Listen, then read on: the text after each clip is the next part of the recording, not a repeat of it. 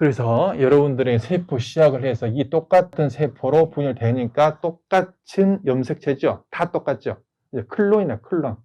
견성성불, 본성을 보고 부처를 이루었다는.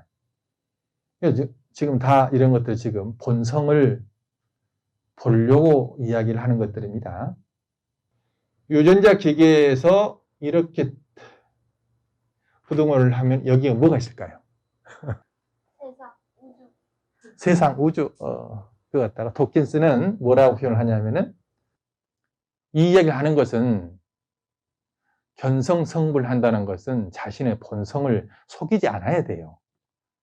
그 본성에 끌려가라는 것이 아니고 일단은 솔직하게 알아야 된다는 거예요. 거기에서부터 출발해야 한다는 거예요.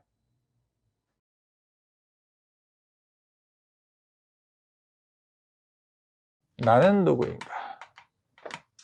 결론부터 이야기를 할게요. 나는 누군가의 답부터 이야기하고 이야기를 하도록 하겠습니다. 반짜, 스칸다, 반짜 스칸다가 나는 누구인가에 대한 답입니다. 자, 반짜가 오라는 이야기, 오. 스칸다는 무더기라는, 한문 번역으로는 오, 무더기 온자, 오온. 내용은 색, 수, 상, 행, 식이라고 하는 겁니다. 이것이 불교 철학에서 말하는 나는 누구인가에 대한 답입니다. 자, 여기에 오신 분들 다 본인들이 이 세상에 최초로 존재를 하게 된 것이 언제예요? 응? 그날부터 생긴 거예요? 그래요. 정답.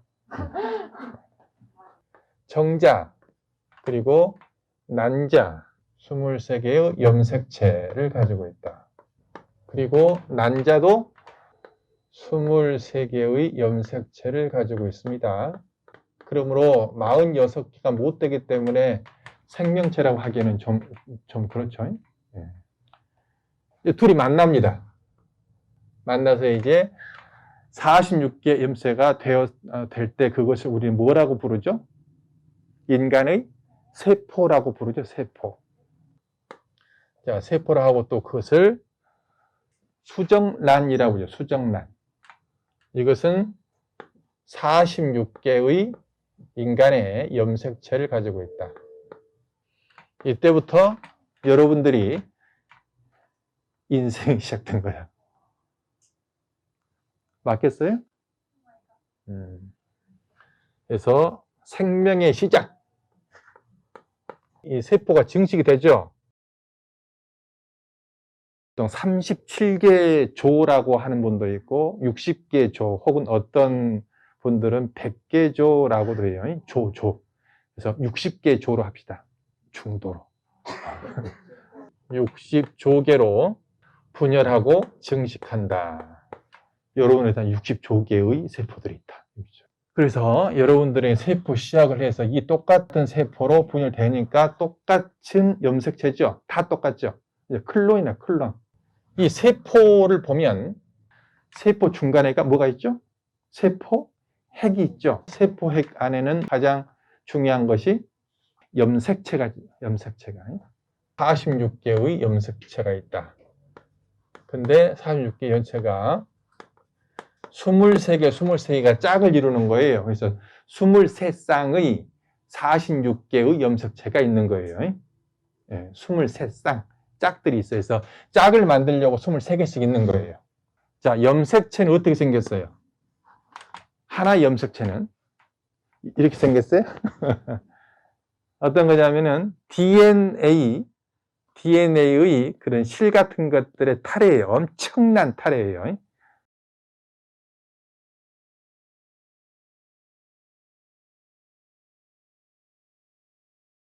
자, DNA는 어떤 거예요?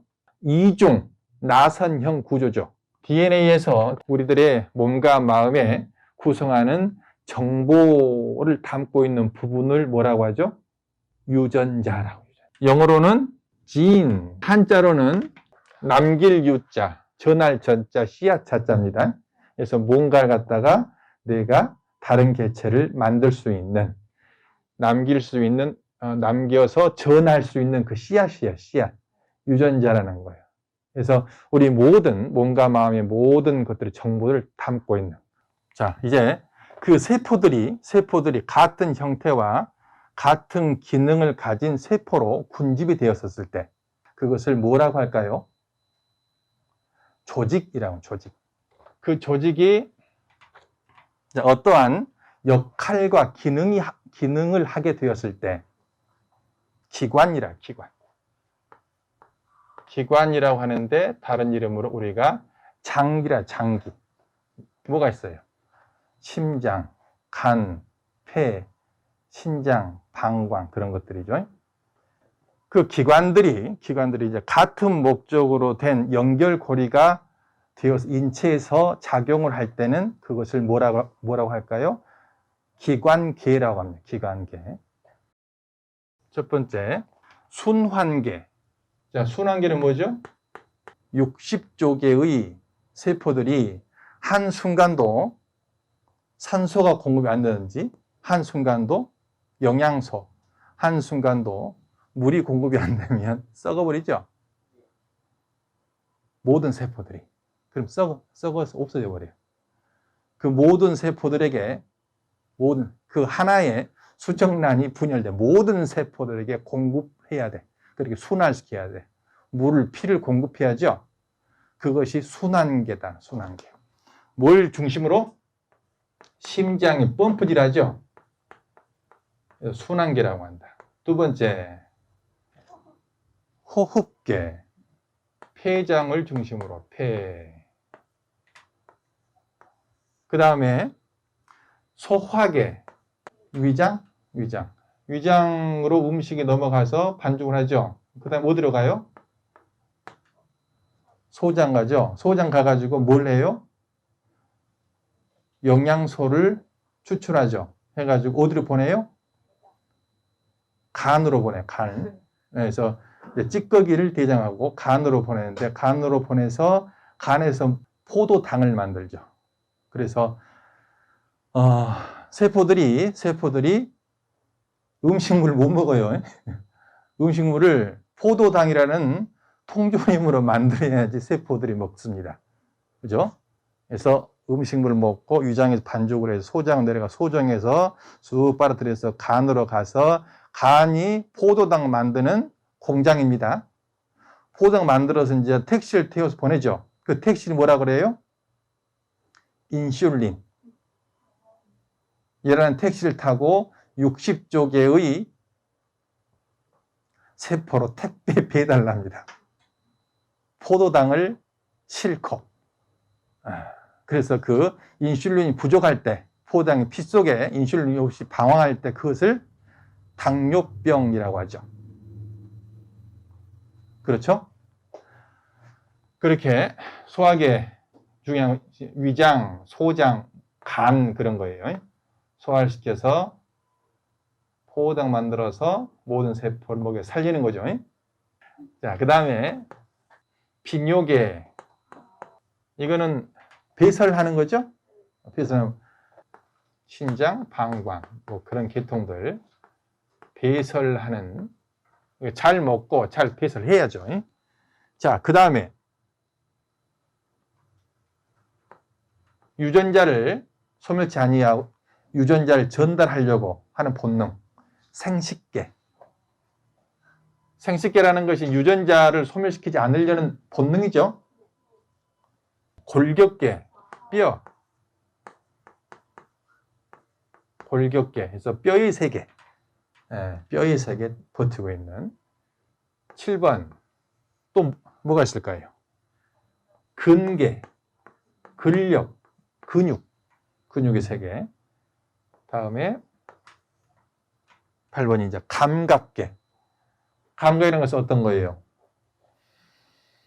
외부의 어떤 정보를 내가 받아서 정보를 해석해서 반응을 해서 생존해야죠.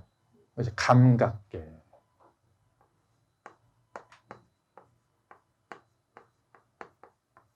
그 다음에 9번째. 뭐가 있을까요? 이제 감각계에서 받아들여서 생각을 해서 뭔가를 반응해야죠. 반응하는 방법이 어떤 거예요? 신경, 전달, 물질을 보내서 반응하는 거죠. 신경계. 그리고 또 명령체계가 뭐가 있죠? 뇌분비계에서 호르몬 분비를 해서 반응하게 합니다. 뇌분비계.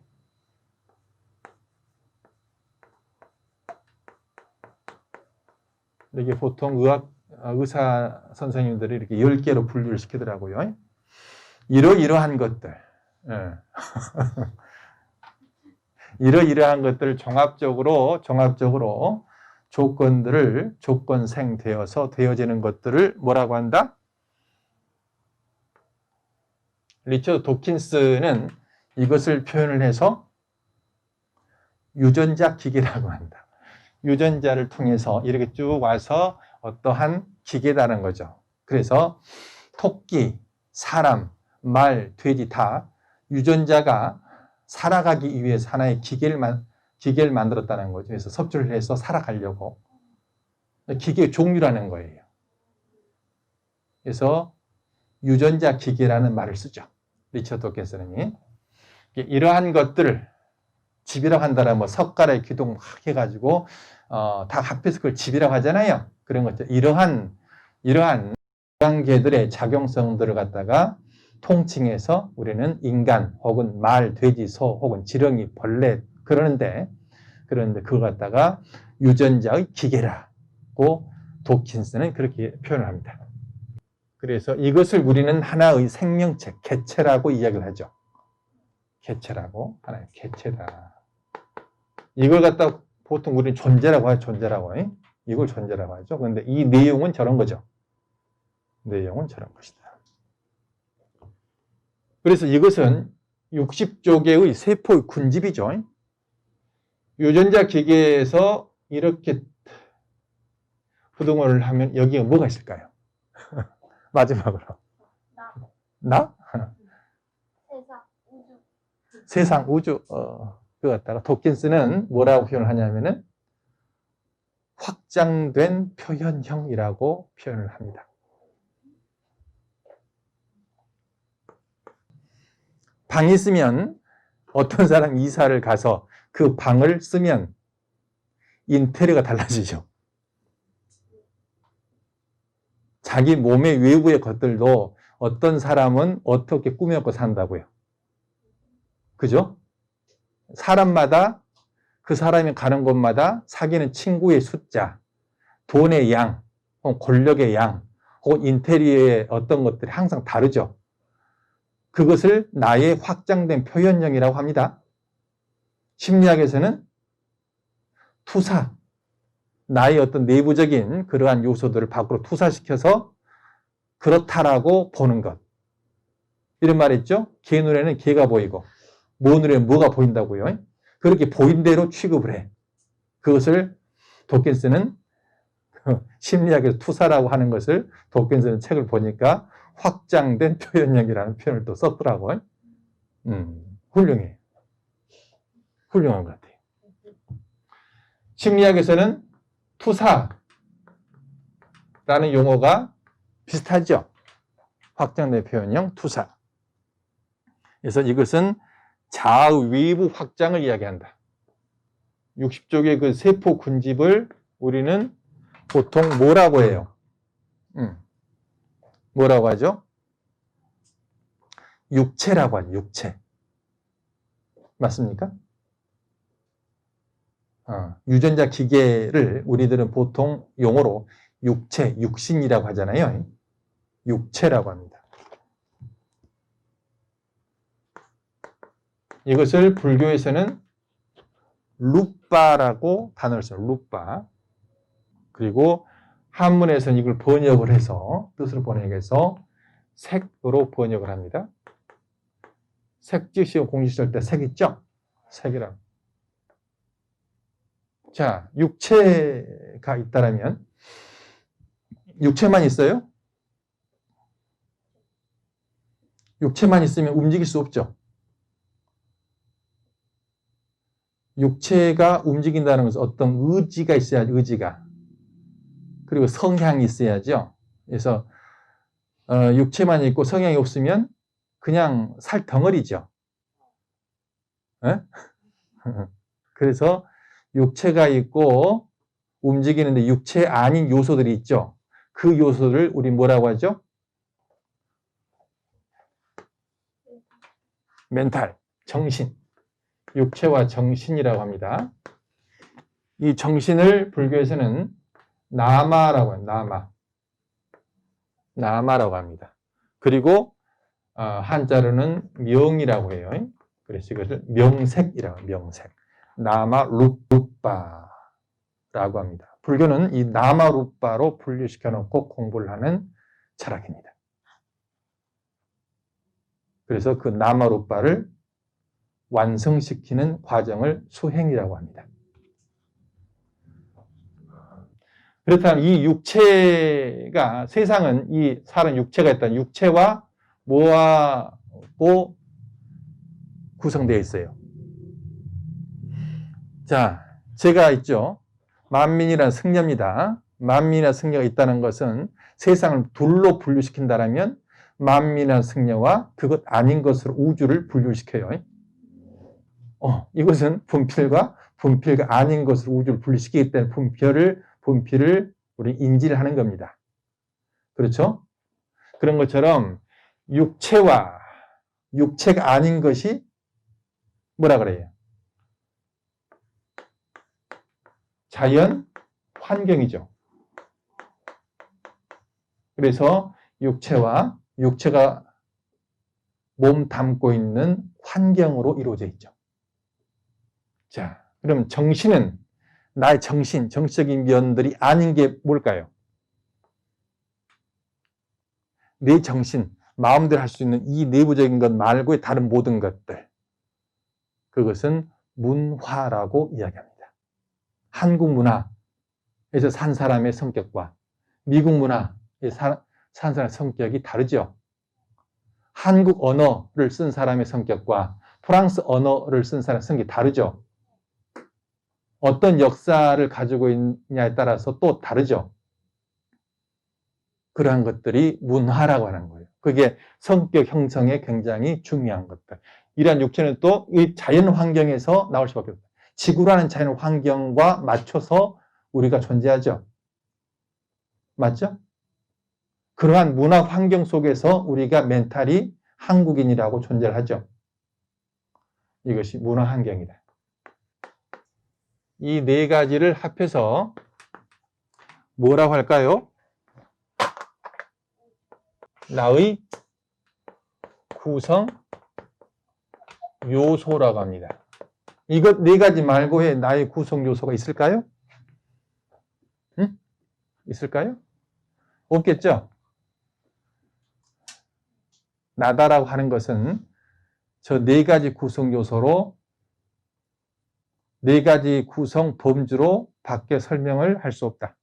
자, 이 세포들 하나하나 그 세포들이 있는데 세포가 생존하려면 원하는 것이 뭐가 있을까요? 첫 번째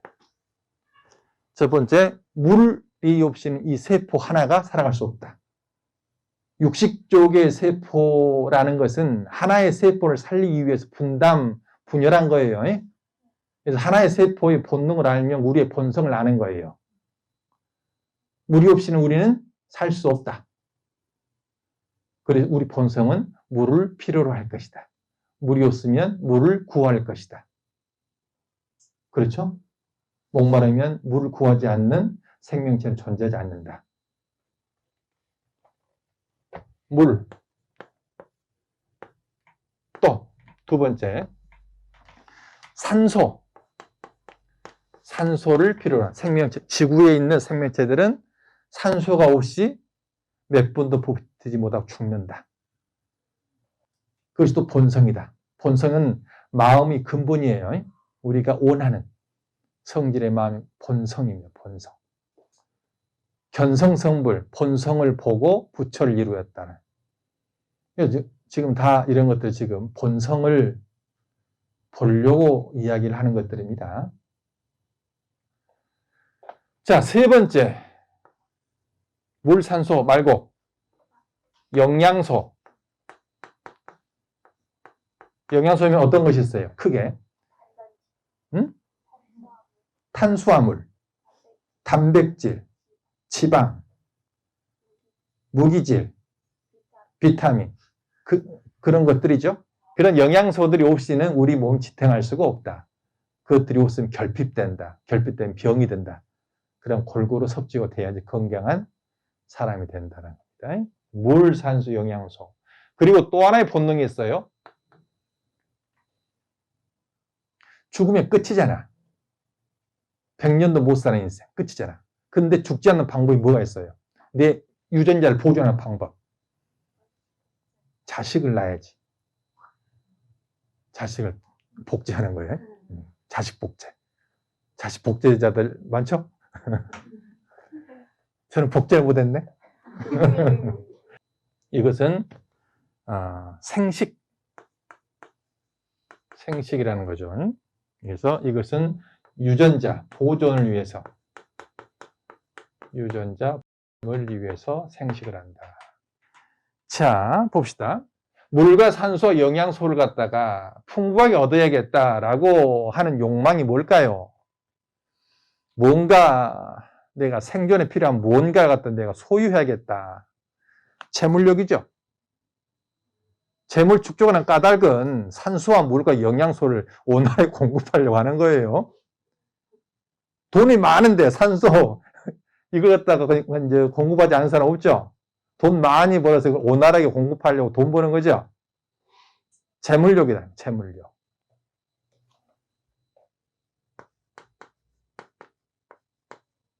재물을 많이 축적하려면 뭐가 있어야 돼요?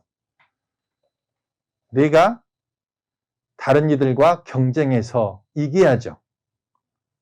잘 이길 수 있는 사람이 뭐가 있어요? 권력이 있다. 잘 못 이기면 권력이 없다. 그러는 거죠. 그래서 재물력과 권력력, 내지는 명예력, 그런 것들이죠. 재물력은 풍요를 바라는 마음이죠. 풍요. 풍요롭게 살려고. 권력은 어떻게? 자유롭게 살려고. 풍요와 자유. 생식을 바탕으로 한 욕망은 뭔 욕? 성욕. 그래서 우리들의 큰 본성 이것이기 때문에 사회면에 나오는 뉴스가 이런 것들밖에 안 나온다. 성과, 폭력, 돈 문제.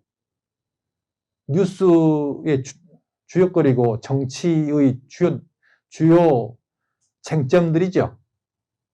성과, 폭력과 그리고 돈에 관한 것들. 비리라고 한다라면은 교도소 갈 때 성 때문에, 권력 때문에, 재물 때문에 가는 거잖아요. 왜? 이 세포가 파랗기 때문에.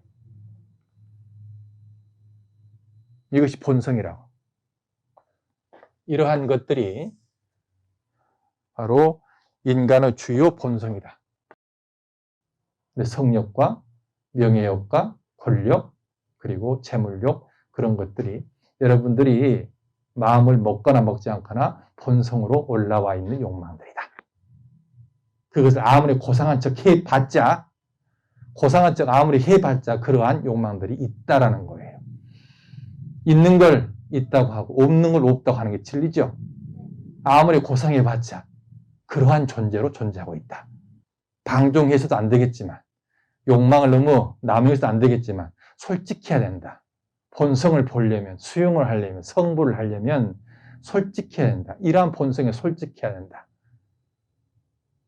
고상한 채 하는 것으로는 절대 인격적 성장을 이룰 수가 없다. 인격의 완성이라는 것은 온전히 솔직한 사람이에요. 이러한 본성들이에요.